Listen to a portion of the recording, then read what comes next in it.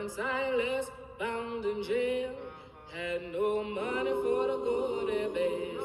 Keep your eyes on the prize. Hold on, hold on, hold on, hold on. Keep your eyes on the prize. Hold on, hold on. Paul and Silas in the shop, the door open and they walked out. Keep your eyes on the prize. Hold on, hold on. Every year we do a learning tour in December. It's the last one we do every year. We just did one December, first week of December.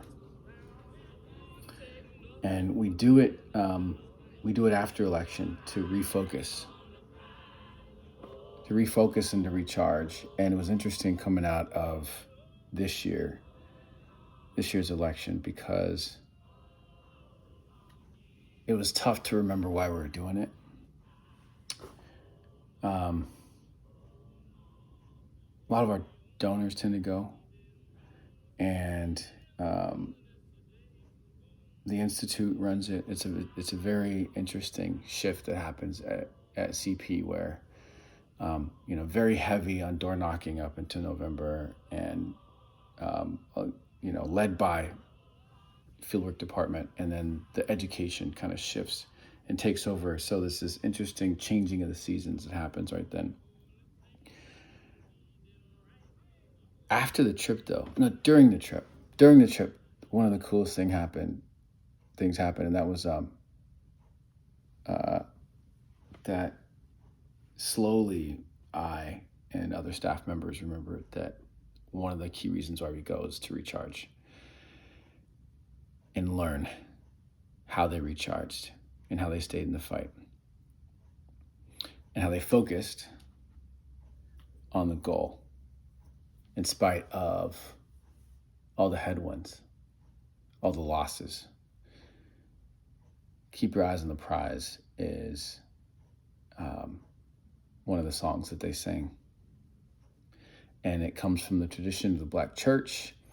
It comes from the movement meeting at churches, and using music as a way to galvanize the spirit, to move people, to build community, to feel collective emotion, and then to motivate and catalyze people to take action. Powerful stuff, so powerful. I was raised in the Black church in Tacoma, and every time I hear this, I feel it deep.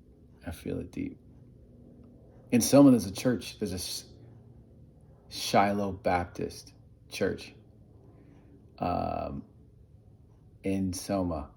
Same exact name as the church I used to go to in Tacoma on Hilltop. The other cool thing that happens on these learning tours is that you get to meet people who cross the bridge. You get to meet legit foot soldiers who walked across the bridge on Bloody Sunday. And they crossed the bridge 3 times. The first time, it was Martin Luther King. They took a knee. The second time was Bloody Sunday. No, other way. Bloody Sunday. I'm getting it all mixed up. Bloody Sunday, the time they took a knee and went and turned around, and then turned around Tuesday, and then the successful march all the way to Montgomery. The interesting thing is that you talk to these foot soldiers and you hear the thing that motivated them. And a lot of them, it is to their benefit to talk about the broader impact of what they did. And when you really get to know them and get to talk to them, each of them were motivated by different things. You talk to, Miss Joanne Bland, and she was saying she wanted freedom, but she was preteen she was a young girl, and she did it because her sisters were doing it. She did it because she wanted to sit at the counter where the little white girls could sit. It was very simple. You talk to some of the other people, and they did it because their friends were doing it. You talk to other people, and they did it because um, they felt social pressure, or they thought it wasn't going to be this big violent thing that happened to them. Uh, there were all these different reasons, and yet people, and then there were some people who knew exactly why they were going. They knew the strategic value of the march. They knew that crossing the bridge and encountering violence would get them closer to their goal. There are some people who knew everything, and all the reasons why they were going. And yet, all of them crossed that bridge. All of them took the same footsteps to cross the bridge. And it's a reminder for me of what we have at Common Power, and then what we're a part of more broadly. But let's just stick to Common Power. One of the things that I'm encountering now, post-election, immediately after the election, one of the things that came up, and some of you who are watching this have thought this, felt this, maybe you do now. There are people who have this video in their inbox right now who won't watch it because of this reason. Because some folks believe that door knocking doesn't work. It's one of the narratives that came out of the election. Door knocking didn't work. And that all this is for nothing, or this isn't the way to win. Some people think that we all need to start podcasts now and try to talk to Gen Zers, Gen Z men. That we all need to make a Fox News on the left, and that's good. I think that's fine. We all can't do that, though. We all can't do that. The thing that we can do is knock on doors and talk to people. That's a debate for another time. The thing that I have landed on, though, is actually that it's okay if everyone doesn't believe. I don't need you all to believe in the same way that I do, that door knocking makes a difference. That us going out to Virginia in a week for a special election that could determine the control of the state legislature, the door knocking is going to be a big part of that determination. I don't need everyone to believe that, actually. There are people who are going on that trip. There's someone actually who emailed me who said, I'm going on this trip, but I don't know if this is the best use of my time, and I'm trying to figure it out. I'm trying to see how I feel about it. I think that's totally fine. I don't need everyone to have the same motivation or even the same level of belief that I do. As long as you get behind me and march across that bridge, then we're good. Because I believe with everything that I am, that door knocking makes a difference. I've seen it in the eyes of the people that I've talked to. I've seen the math, the difference that it can make. And the people on the ground when they receive us, the organizations, the leaders of these organizations that receive us, this isn't some favor they're doing us. When they receive us, it is with a ton of gratitude. When they see our numbers come through their system, they're blown away. They know the impact that we're making is massive. Maybe not massive every time. Let's say substantive, worth it, valuable. So I'm going to keep knocking on doors, and I'm going to keep sending people out into the field because I think it makes a big difference. A big difference. It makes a huge difference to the voters that we talk to, and it makes a big difference to the morale of the organizations that we partner with on the ground.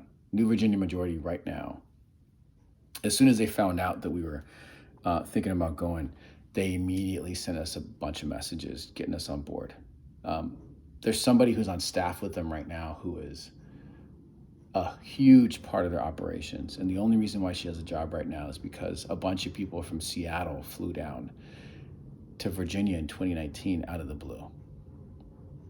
And she was hired to coordinate with us. And she stayed on because she was great. But we helped to shape some of the ground game for that organization in 2019. And we continue to do it every time we go, 2021, 2023, 2025 now.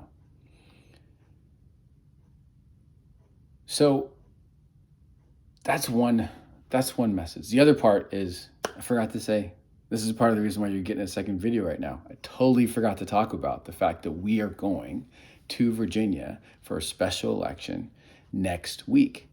About a dozen of us. And some of you may have seen this. Others who completely gave up slack didn't see this. Others who are not on our newsletter haven't seen this. But we put out the all call, and we weren't expecting a ton of response. But the way that folks are feeling right now is telling me a lot about where people are in general about politics. And there's nothing in me that says that I believe that we're going to get everybody back. It's an unsustainable number. All the campaigns, all the volunteers, anyone in politics knows that the amount of people who knocked doors last year are not going to knock doors this year. Not even close. I think we're good if we get like 10% of the people to come back. A solid 10%. Because those are the real ones. And those are the people who are watching this video right now. Not that all of you can knock on doors, but all of you believe that this organization knows what it's doing. You trust us. You trust me. You trust the leaders that we have here and what we think. Even if you don't fully understand every single piece of it. And that is the key to all of this working out. So I appreciate you all. If anyone's curious about Virginia, I'm going to put the details in the email after this video. If you want to join last minute, come on board. We're going to be north of Virginia. Chantilly, I think, is the city that we're going to be in. And a bunch of folks afterwards are going to head to DC and see family and friends. And I'm going to have some meetings. So we're going to use our time over there wisely. But this is the beginning of our campaign in Virginia. These special elections, bookended by with the other side of the fall election, the big fall election.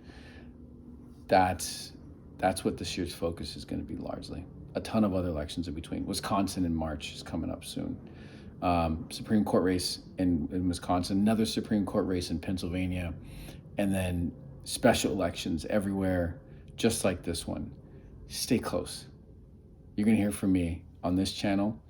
You're going to hear from me on this list. Again, if your friends aren't on this list, you could forward them the sign up form. I'll put it in the bottom here. It's just good to talk to you straight up. It's good. And you could tell I'm still like, look at this. This is what I think I slept in this t-shirt. Very much relaxing, but wanted to talk to you straight up and wanted to give you a piece of what I'm thinking about. The prize for common power has always been voting. It's always been voting, and it's always been volunteering for voters and talking to voters and getting them to go and vote. Because regardless of everything else, I understand the move back to grassroots. I understand the distrust of the Dems. I understand the need to focus on community, regardless of your issue, regardless of whether you think it's the environment or reproductive rights. Every single right that we have is protected by laws. And laws are still made by people who are elected. And people who are elected via voters. So what we do is always going to be important. Those people who marched across that bridge, they weren't doing it for a bunch of different issues. They had personal motivations, but the biggest goal of that was for voting rights. Those people in Selma were trying to vote, to register to vote. To register to vote. Eyes on the prize, y'all.